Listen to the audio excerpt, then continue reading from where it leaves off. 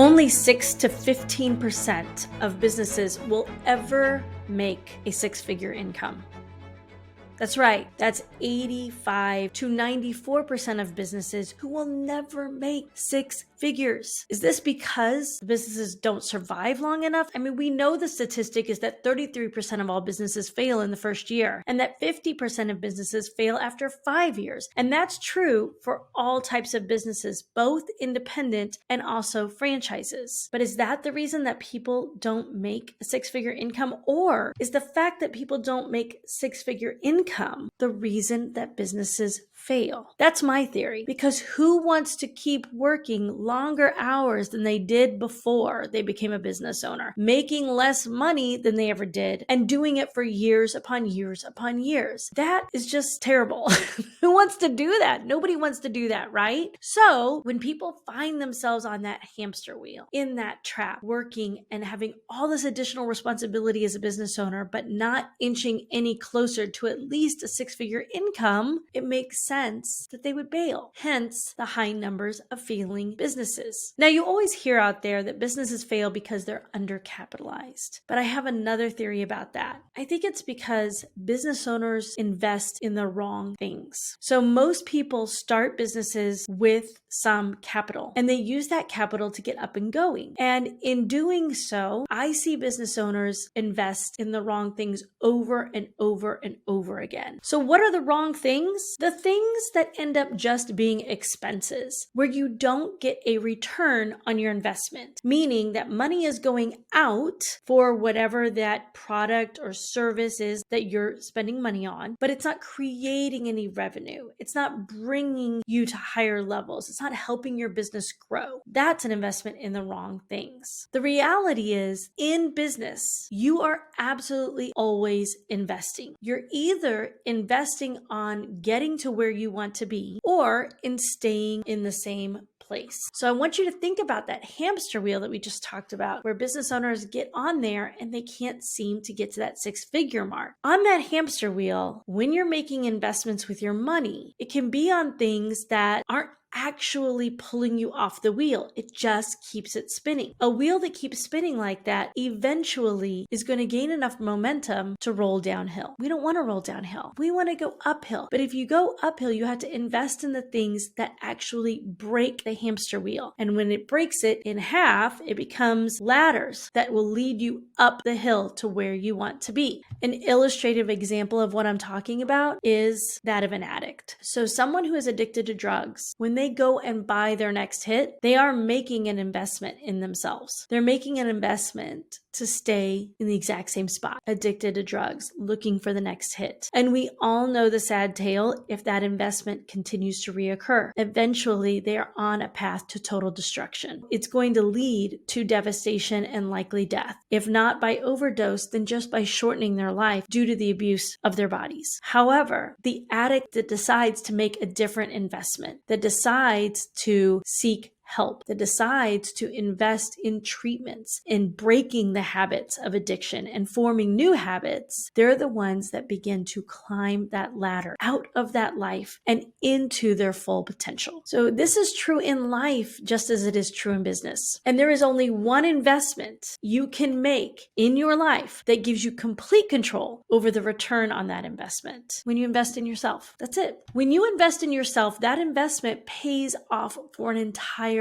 lifetime. And it helps elevate not just you, but those people that depend on you, the people that rely on you, those people that you surround yourself with. When you elevate, they elevate. This is why people make the investment in college or in trade school, because they're trying to build a better life, learning new skills, learning new ways of thinking, new perspectives, helps people tap into bigger opportunities. It's also why people invest in their kids, investing in braces when kids are young, because we all know that straight teeth leads to being more attractive, and more attractive people tend to have more opportunities. They don't face challenges in the way that people who have crooked teeth do. In fact, I had very prominent teeth when I was a kid, and I was made fun of mercilessly. And it was the one thing that really affected my self-esteem, where I didn't want to smile in pictures. I was afraid when I met new friends that they would start making fun of my teeth too, right? So it can have a devastating effect when we see an opportunity to invest in someone we love or ourselves and we don't take it. Another example is investing in sports training for kids. These days, kids are involved in all kinds of activities, whether it's sports or learning to play an instrument or dance. But parents many times see these extracurricular activities as a pathway to a better life and to more opportunities for their children to create experiences that the parents never had. And so we make these investments in our kids over and over again. And that's where we like to spend our money, is investing in what we believe is going to provide a better life for those that we love. But what if your kids' parents, yeah, that's you, knew how to make a six-figure income or more in their business? I mean, what kind of life could that provide for your children? I hope alarm bells are going off right now. Ding, ding, ding, ding. Obviously, you knowing how to break this cycle and knowing how to beat these statistics creates a better life for those that you love. And that's why you invested in a franchise if you're a franchisee. If you're not and you're a small business owner, it applies to you too. But we're going to talk about how it applies to both here. You invested in a franchise because you saw that as an investment in learning how to run a successful business until you found out that it's not. Because what you really learn when you invest in a franchise is how to have the job of running the model, how to run the day-to-day operations that get that franchise to be at a level of success that is defined by the franchisor. And that is generally profitability. Now, again, I'm not knocking franchisors here because they've given you the proven model and they've actually delivered on what they said they would do. It's just that there's a lot of miscommunication. And most people, when getting into it, believe that you're investing on getting an entire Bible on how to run a business. But what ends up happening most times is that franchisees, especially first-time business owner franchisees, end up working more hours and making less money than you did as an employee for someone else. And when franchisees realize that, or when non-franchise business owners realize they too only know how to work the job of running the business, that's when you begin making investments in things outside of yourselves to fill that gap. Why? Why do we do that? Well, because we know that there are things we don't know that we don't know. So we begin looking for experts that do, and we just want to hand it off to them because we lack confidence in ourselves to be able to handle it. So we invest in marketing tactics. Maybe we purchase an employee reward system, a technology that gives our employees rewards, or perhaps a customer reward system that will start rewarding customers, believing that that's going to make them come back through the door again and again. But business owners, the majority of business owners, never invest in themselves. Why? Well, I'm going to let you in on a little secret. You've actually been programmed to believe that your leaders and teachers have all the answers. So subconsciously, if the franchisor didn't teach it to you, then your body, your mind, your brain, everything goes into autopilot on the assumption that there isn't any more to learn. Because we have been indoctrinated to get all of our education in a classroom setting from those teachers and leaders that we look to actually feed it to us in a structured manner. When our franchisor doesn't have any more to give to us, we're like, okay, that must be it. So now I just need to invest in things to take my business to the next level. That's one reason that people don't invest in themselves. Number two, it's because we've also been programmed to believe when you are responsible for providing for others, spending money on yourself is an expense and not an investment. And remember, an expense is something that doesn't give you a return. It just purely is money going out without bringing money in. What do I mean by that? Well, I can't tell you how many people I have talked to, business owners, parents, who might even have, holes in their socks, but they don't buy themselves new socks because that money can be spent somewhere else in the household. Things like buying new shoes for yourself, or maybe even getting your nails done, or going to see the doctor. These are things that people put off because they're allocating their funds to other areas for the people that they provide for. This is what we've been taught to do in our personal lives. And what we do is we take our habits from our personal lives, we apply those to business because that's all we know and because it is subconsciously ingrained in our systems. So whenever we are provided an opportunity to invest in ourselves, many times we think of that as an extravagance. We think of it as selfish. We think of it as greedy to spend money on ourselves instead of spending it on others. And what we need to do is flip that thinking and see it as an investment. If you fill the gaps of what you don't know that you don't know, how could you be of better service to those around you? How could you be a better employer? How could you provide better service to your customers? How can you have a bigger impact on your community and grow your business and use the wealth that you accumulate to do greater things in the world? There's a third reason, though, that people don't invest in themselves. The third reason that people do not invest in themselves is because you are taught to seek advice in a random fashion, particularly in franchising. And this is the shape that it comes in. You're going to hear from your franchisor, oh, you should contact the top franchisees and ask them what they're doing to be successful. Have you heard that before? The thing about that is that the advice is random. It may not apply to where you are in business right now, because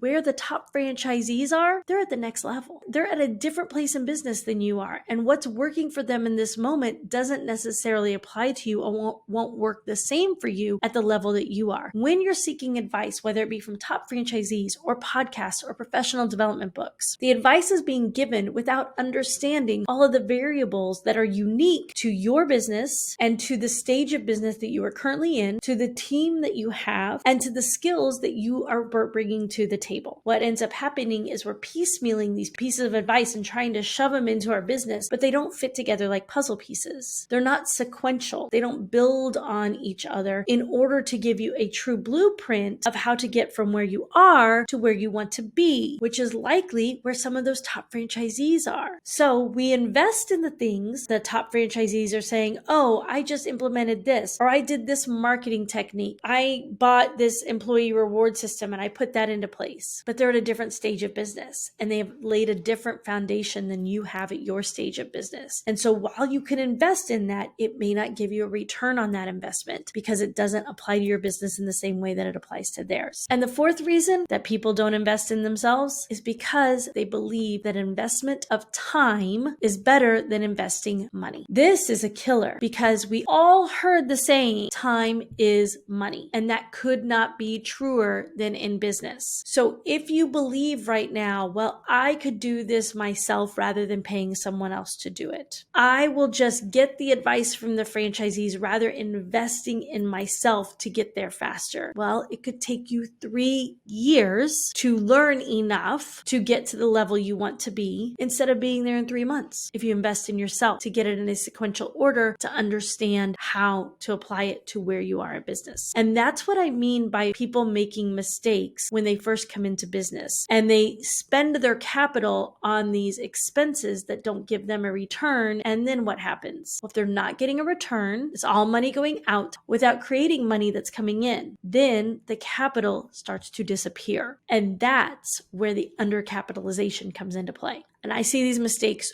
over and over and over again, is because people are missing that the surest bet is betting on yourself. It's betting on yourself. It's a lesson I had to learn as well. And I didn't learn it until I had been in business for 2 years. I was on the hamster wheel and I'd had a lot of success up until that point. In fact, I had other people asking me, what are you doing? How do you be successful? How did you get to where you are? And I was doling out random advice here and there, trying to help people. Well, I do this and I do that, but it would be in a 30-minute phone conversation. I couldn't possibly map out all of the things that I had put in place in a 30-minute conversation, but I was trying to be helpful. But what I knew to be true is that there was a void. I had a big void. It was a void of the I don't know what I don't know. And I could feel it. I could feel that there was so much out there that I still didn't understand about business ownership. And I knew it because I could see other people and where they were in their businesses and where I wanted to be. I knew that Steve Jobs and Mark Cuban, I always mention Mark Cuban, Jennifer Lopez, I love her. She's a total business mogul as far as I'm concerned. I could see that they all knew things about business that I didn't know. They were thinking at a higher level. Yes, they had plenty of capital to invest in buying other businesses and doing other things, but those businesses wouldn't be as successful as they are without a different set of knowledge, without a different set of skills and a higher knowledge than what I had at the time. And so I knew that I needed to learn more and I began investing in myself. And that investment has paid off higher dividends than any software I ever bought for my business, than any marketing tactic I ever implemented into my business, than any employee I ever hired. And when you fill in those gaps of what you don't know that you don't know, that's what allows you to use that knowledge to implement strategies that solve issues more thoroughly and cost effectively than spending money on the outside solution. And that's what's hard to see right now at your stage of business. You see, I'm having trouble with employee retention. Hey, how are you retaining your employees? Well, we just got this great employee retention app. I invested in that. My employees are loving it, and I think it's really working. Amazing. I'll get that app. What else do you do? Oh, we also do team building activities. So I take my team out once a month and I spend $250 and buy them food and drinks, and we just do something fun. And that's really helped with our retention. Okay, great. I'll do that too. But yet you're still losing employees. It's because if you invest in yourself, you may learn, in fact, you would learn different management techniques. You might learn about how communication across generations is now different and how you have to change the communication, both the delivery and the cadence in which the technological delivery and the spoken delivery you have to change in order to meet the expectations of each generation and to get them to buy into the culture. When they buy into the culture, their performance will raise, as will the customer experience, and then they stay longer. Those skills are out there, and you can learn those skills without having a retention app and without having team building. And the reality is that top franchisee, they have those skills, and they started with that foundation, and then they added a retention app and they added team building exercises on top of it. And that's the difference between investing in yourself and investing in things. And when you do that, you also can create additional growth strategies. Those different growth strategies are what take you to that six-figure level and beyond. And it breaks you out of that hamster wheel so that you don't end up rolling down the hill, but you actually create the ladder that helps you climb the mountain to success. So today's lesson is to invest in yourself. You are the sure thing. You are the grand prize. You are the reason that you became a business owner, because you were absolutely convinced you could do it and that you wouldn't fail. And so put your money where your mouth is and begin investing in the thing, that's you, that will be the difference maker in your business. You can do it. And we're here to support you. And that's what we're doing this week in the Release Your Business Beast Bootcamp, because all of you have the potential to be business beasts, and it's free. I'm not even asking you to invest money in yourself. Just get your butt in class and learn how to go from where you are now to where you want to be in a sequential order by building a foundation that allows you to make better investment choices when the time comes to invest outside of yourselves. I'll see you in there.